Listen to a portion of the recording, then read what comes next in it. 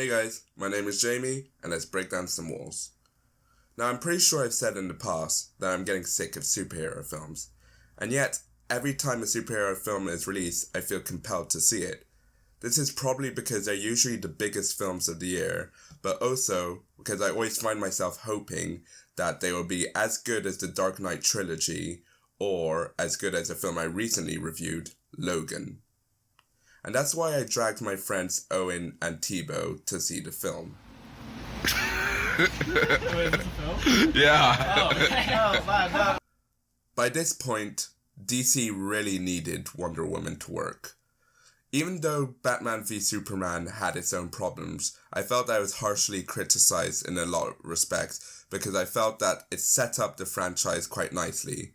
But then Suicide Squad was a massive disappointment.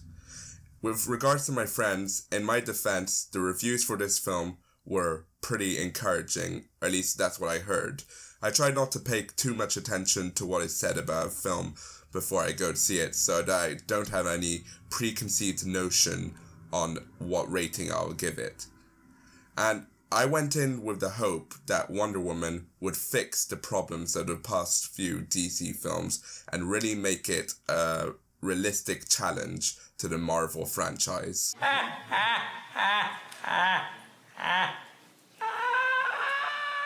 And that's not to say that there was nothing good about this film. I felt that the cinematography and the music was really good in creating a sense of an epic and was both visually pleasing and pleasing to the ear. Similarly, I thought that production design was up to the standard you'd expect for a superhero film set during World War I. Now, one of the best things about Wonder Woman is that it has a female superhero as the lead. Now, that is a big deal because we've had superhero films for a very long time and they've been coming in at an exponential rate in recent times, yet we haven't had any major superhero female lead in a film.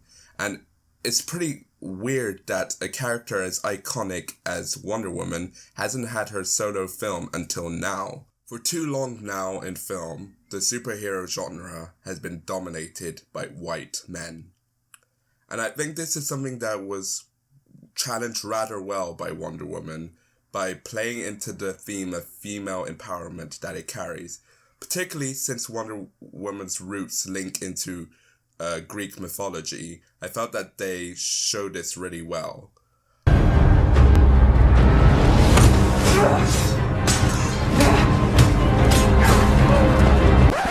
However, this isn't enough in itself to make a good film.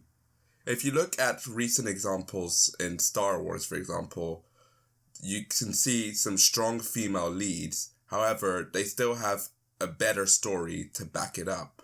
Although the script itself had its moments, including the first 10 minutes when we first meet the Amazonians or when we meet the villain, a semi-decent twist at the end, and a pretty well-handled theme of good versus bad and the nature of humanity.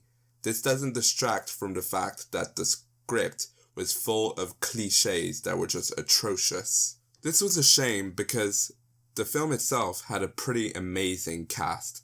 When you go and cast that includes Robin Wright, who not only has become Claire Underwood from House of Cards, but has also acted in big films like The Princess Bride or Forrest Gump. And you got Chris Pine from the Star Trek films, as well as David Thewlis, who I know as Remus Lupin. You gotta say there's some wasted talent in this film. Gal Gadot I only know for the as Wonder Woman for now, so I can't really judge as of yet. My first impression was that she was a pretty mediocre actress. However, admittedly, you can only play with the cards that you're dealt. That is to say that apart from some humor in the dialogue, it was pretty corny and pretty unsatisfying. So I guess we'll have to see in her future films what she's capable of. The director, Patty Jenkins, already has a pretty impressive CV that I can only aspire to, having worked on critically acclaimed shows like The Killing and Arrested Development.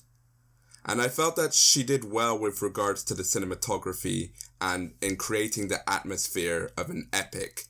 But I also feel that she sort of played into Hollywood convention to have over-the-top cheesy moments. And perhaps this was at its worst with the special effects in the film.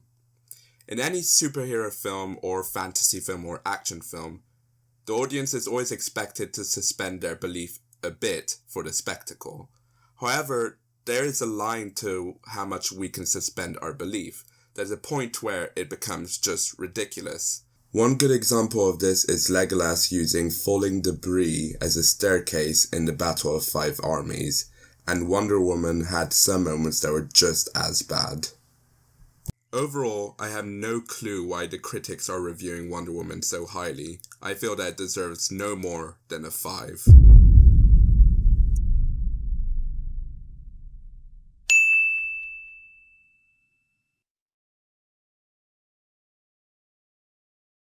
Well guys, thanks for watching. I really hope you enjoyed it, and if you did, please subscribe, because everyone needs a break.